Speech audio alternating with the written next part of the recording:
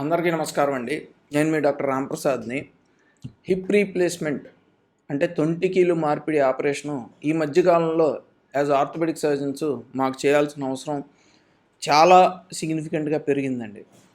ముఖ్యంగా ఈ కోవిడ్ తర్వాత వచ్చే ఏవిఎన్ కేసులు అంటే స్టేజ్ 4లో కనుక వాళ్ళు ప్రెజెంట్ అయినా, లేదంటే ఇంకే ఇతర కారణాల వల్ల తొంటికీలు అరుగుదలకు గురైతే అంటే హిప్ ఆర్థరైటిస్కి గురైతే కనుక వాళ్ళకు కూడా చేయాల్సి వస్తుందండి.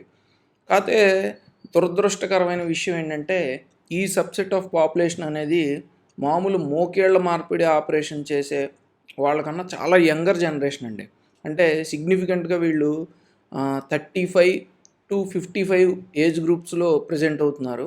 అదే మనం నీ రీప్లేస్మెంట్ సర్జరీ కనుక తీసుకున్నాం అనుకోండి, వాళ్ళు 55 నుంచి 65-70 ఇయర్స్ ఏజ్ గ్రూప్లో జనరల్లీ వాళ్ళు పడతారు.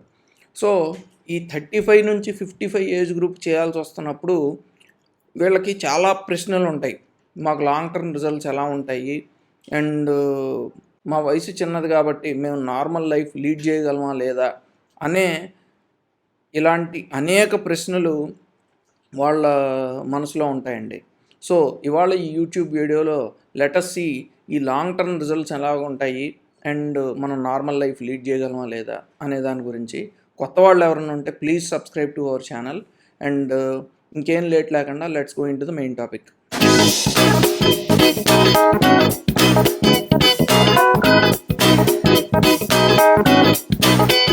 ఈ హిప్ రీప్లేస్మెంట్ సర్జరీ యొక్క లాంగ్ టర్మ్ రిజల్ట్స్ మనం సైంటిఫిక్ ఎవిడెన్స్ అంటే లిటరేచర్ ప్రకారం చూస్తే 15 ఇయర్స్ సర్వైవల్ రేటు ఆల్మోస్ట్ 90-95% ఉంటుందండి. అండ్ 25 ఇయర్స్ సర్వైవల్ రేటు 80-85% ఉంటుంది.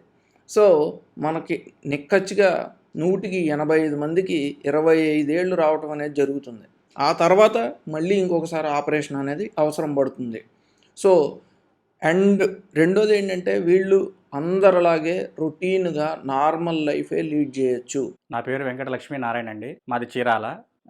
నేను వచ్చేటప్పటికి చాక్లెట్స్, బిస్కెట్స్, కురుకురేలు, టీవీఎస్ మిత్రికి అమ్ముతూ ఉండేవాడిని అండి. నాకు తొంట్లో బాగా నొప్పి వస్తూ ఉండేది. హాస్పిటల్స్కి వెళ్ళి చూయించుకున్నాను. చూయించుకుంటే తొంట్లో బాలు అరిగిందని చెప్పి అన్నారు. అయితే ఆపరేషన్ చేయాలన్నారు. అన్నప్పుడు నాకు చాలా భయం వేసిందండి. నేను చాలా హాస్పిటల్స్కి వెళ్ళి తిరిగితే ఏ హాస్పిటల్కి వెళ్ళినా కానీ ఆపరేషన్ చేయాలి, కీలు మార్పేది హిప్ రీప్లేస్మెంట్, తొంట్లో బాల్ అరిగింది, అది మార్చాలి అన్నారు. నేను ఒక 10-15 హాస్పిటల్స్ తిరిగానండి. తిరిగి ఎంక్వైరీ చేసుకుంటే డాక్టర్ రాంప్రసాద్ గారు బాగా చేస్తున్నారు ఆపరేషన్స్ అని చెప్పన్నారు. మా చుట్టాల్లో కూడా చాలామంది డాక్టర్ గారి పేరే సజెషన్ చేశారు. ఒక్కసారి డాక్టర్ని కలుద్దామని చెప్పి నేను చీరాల నుంచి గుంటూరు వచ్చాను. రాంప్రసాద్ గారి దగ్గరికి వచ్చాను. సార్ ఒకసారి ఎక్స్రే తీసి చూద్దామని చెప్పి అన్నారు. అట్లాగే సారు మాట ప్రకారం నేను ఎక్స్రే తీయించుకున్నాను. తీయించుకొని చూస్తే ఆ బాల్ అరిగిందని చెప్పి అన్నారు. బాల్ రీప్లేస్ చేయాలని చెప్పి అన్నారు.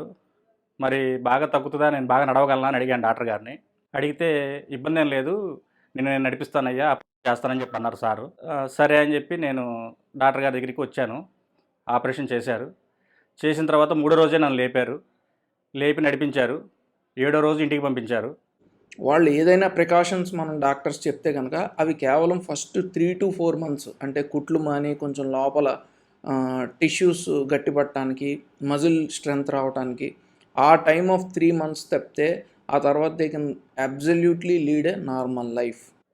ఇప్పుడు మళ్ళీ నా పని నేను బాగానే చేసుకుంటున్నాను. నాకేం ఇబ్బంది లేదు, బాగానే ఉంది. ఇప్పుడు నాకు ఆపరేషన్ అయ్యి కూడా దగ్గర 7-8 సంవత్సరాలు అవుతుంది. మళ్ళీ డాక్టర్ గారిని ఒకసారి కన్సల్ట్ అవుదామని చెప్పి నేను వచ్చాను. నిజంగా డాక్టర్ గారికి చాలా ధన్యవాదాలండి. నన్ను లేపి నడిపించినందుకు. నేను చాలా ఇబ్బంది పడ్డానండి. 7 సంవత్సరాల నుంచి నాకు బాగానే ఉంది, ఇబ్బంది ఏం లేదు. మళ్ళీ నేను నా పని నేను ఆ కురుకురేలు, చాక్లెట్లు, బిస్కెట్లు అన్ని షాపులు తిరిగి అమ్ముకుంటున్నాను. చాలా హ్యాపీగా ఉంది, నాకేం ఇబ్బంది లేదు. నిజంగా డాక్టర్ గారు చాలా గ్రేట్ అండి. మంచిగా ఆపరేషన్ చేసి నన్ను నడిపించారు.